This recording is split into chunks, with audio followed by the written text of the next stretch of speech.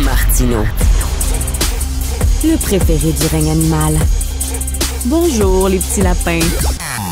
Petit lapin, petit lapin.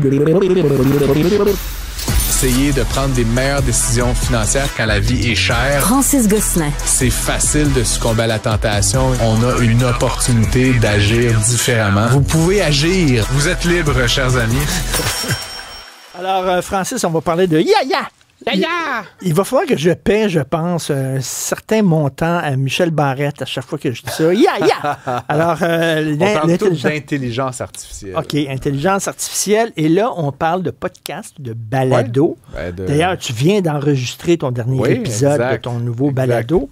Alors, mais généré complètement de A à Z par l'intelligence artificielle. Écoute, c'est de plus en plus fréquent, là, puis il y a même une sélection maintenant de balados qu'on peut écouter qui sont entièrement artificiels. Donc, c'est quand même un peu menaçant, je te dirais, pour toi et moi. Parle non, ça? Non, c'est plus ou moins imperceptible. Peut-être que tu peux trouver que ça sonne un peu canis. Là, mais est-ce qu'ils ont des invités qui sont IA, eux autres toutes sortes d'affaires. Puis il y a même une compagnie là, que j'ai trouvé qui s'appelle Eleven Labs. Là, 11 laboratoires, là, mettons. Eux, ils proposent, là, évidemment, il y a une version gratuite, mais il y a des modèles avancés. Là, tu leur parles. Dans le fond, ça commence par un échange. Tu parles à une machine, là, tu jases, là, tu me racontes ta journée, Richard. Puis en me racontant ta journée, ben, ils prennent des échantillons de tes intonations, de ta voix.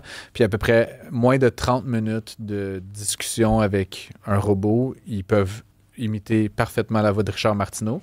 Puis là, après ça, tu leur envoies des textes. Tu peux envoyer un texte de Francis Gosselin, un texte de Stéphanie, un texte de Pierrot Zappa, un texte de n'importe qui, puis tu dis « Fais-moi un balado avec ça ». Puis là, il part, puis Richard, il raconte l'article pendant 12 minutes.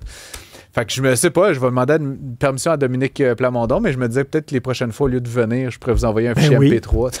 Ben oui, on ne saura pas. En même temps, c'est comme ça que ça commence. Là. Francis fait une blague, puis là, t'envoies une fois un fichier MP3, finalement, ben Francis, il sert à quoi? Tu sais? Non, mais écoute, c'était inquiétant, là, quand même. Tard, les robots vont travailler. Ouais. Ils vont générer énormément de revenus pour leurs entreprises et pour le gouvernement. Okay. Et là, nous autres, on va avoir un salaire minimum décent. Garanti. Puis garanti, tout le monde va être payé à rien faire. Parfait. Puis on va tous se pogner le jambon à longueur de jour, puis les machines vont travailler.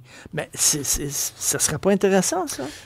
Oui, ça, c'est la version La La Land, là, genre un peu Richard a lu Karl Marx, là, mais dans les faits, ce qui risque de se passer, là, tu dis les entreprises et les gouvernements, c'est pas toi puis moi, là, tu sais, le nombre d'entreprises qui vont être capables de générer de la valeur puis de capturer toute la richesse avec ça sont très peu nombreuses. Tu ne seras probablement pas actionnaire de ces entreprises-là, donc ils vont capturer toute la valeur. Puis, tu sais, l'idée du revenu minimum garanti, ça fait longtemps qu'on en parle. C'est très, très, très difficile à mettre en place à l'échelle. Là. Il y a des petites expérimentations à gauche à droite qui ont été faites, mais mettre ça en place pour 43 millions de Canadiens, oublie ça là, demain matin. Puis ces entreprises-là, ils sont pas nécessairement domiciliés au Canada. Là. C'est Amazon, Eleven Labs, sont peut-être OK, mais on va tous d'abord...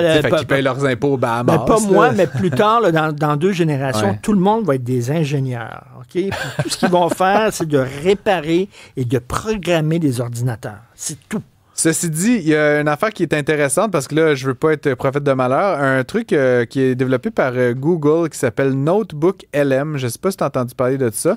Ça, c'est assez intéressant quand même pour quelqu'un comme toi ou moi ou Stéphanie ou n'importe qui est un peu pressé puis qui aime ça lire là, des articles des fois un peu plus compliqués, etc. Je sais pas, là, The Atlantic. Là, tu veux tout savoir là, sur les Tylenol. Là, je sais pas, c'est comme 20 minutes de lecture. Là, comme, tu mets le lien dans Notebook LM et ça te produit comme un balado, entre guillemets, c'est-à-dire une genre de note audio super agréable à écouter, puis tu mets ça dans le char, puis en t'en venant, tu sais, t'écoutes... Mais t'écoutes pas l'article, t'écoutes un podcast, puis des fois, c'est comme 2 gars qui se parlent, puis ils se challenge, puis c'est quand même assez spécial. C'est comme quelqu'un qui a lu le texte, puis qui te raconte le texte qu'il a lu. Qui te parle du texte, là, c'est pas, il te raconte, c'est pas... Tu sais, j'écoute, moi, à l'occasion des livres audio, là, tu sais, tu t'abonnes, là, c'est pas Audible, d'autres services comme ça, puis tu t'écoutes le livre, mais là, c'est carrément quelqu'un qui, ligne par ligne, lit le livre. Moi, je te parle de... Attends, mais là, les machines, en plus de travailler, vont lire pour nous.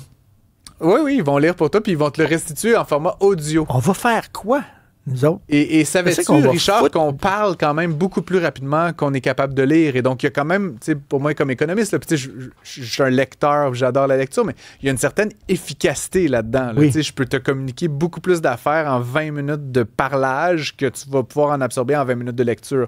Après, est-ce que tu vas retenir? Il y a plein d'affaires de psychologie puis tout ça, mais c'est efficace, entre guillemets. Donc, je devine un monde dans lequel le mot écrit va être peut-être un peu moins omniprésent dans nos vies. Puis encore une fois, ça m'attriste, là. Je suis le premier à aimer lire, mais où l'audio puis éventuellement la vidéo ensemble vont constituer beaucoup plus de ce qu'on va apprendre dans la vie de tous les jours. Et nos petits-enfants. Nos petits-enfants. Non, mais nos petits-enfants, ils vont vivre dans un monde qu'on ne peut même pas imaginer. Je sais pas, moi, j'ai un enfant de 3 ans puis un enfant de 6 mois, mais tu sais, je me demande des fois, là, une vraie question, là, puis je suis encore une fois pas encore en train de dénoncer une opinion, mais est-ce que c'est même pertinent qu'ils apprennent à écrire à la main? Ben, c'est une bonne question. Toi, tes enfants ils écrivent à la main, mais ils sont plus grands, là. Ils savent écrire leur nom. Apprendre à écrire en lettres attachées. Tu sais, je sais pas, j'ai comme l'impression que c'est comme un vestige d'un autre siècle. Presque dans une certaine mesure. Même apprendre à compter, s'il y a des machines qui peuvent faire ça. Ouais, mais ça, je suis pas d'accord parce qu'apprendre à compter, c'est aussi apprendre à comme organiser le monde. Puis, tu sais, des fois, payer à l'épicerie, puis, tu sais, faire des calculs, puis combien de temps il me reste à ma chronique, 5 minutes 53. Tu sais, faire des calculs, ça fait partie de la vie, mais apprendre à écrire, je suis convaincu qu'il faut apprendre à écrire. Là. Encore une fois, ça fait la langue, puis mais apprendre à écrire en lettres attachées, là, petite lettre par petite lettre. Là, puis, tu sais, quand le E, il s'accorde avec le E, puis pas de la même façon avec le O, là, tu sais, c'est weird d'écrire en lettres attachées quand on y pense. Là, moi, c'est rare que j'écris à la main, puis quand des fois je signe, tu sais, je vais voir mon comptable, puis j'ai 3-4 chèques à signer là, pour le ministère du Revenu, receveur général, j'ai mal à la main. Oui. À 2 chèques, j'ai mal à la main. Un truc qui me rend un peu fou, là, récemment, quelqu'un m'a demandé de remplir un formulaire, là, puis il m'envoie ça par courriel, puis là, elle me dit, il faut que ça soit rempli de manière manuscrite. Je suis comme, tu me fucking niaises. Non, mais tu sais, fait qu'est-ce que j'ai fait? J'étais allé dans genre un éditeur sur mon ordinateur, puis j'ai choisi une police de caractères cursive, là, qui ressemble.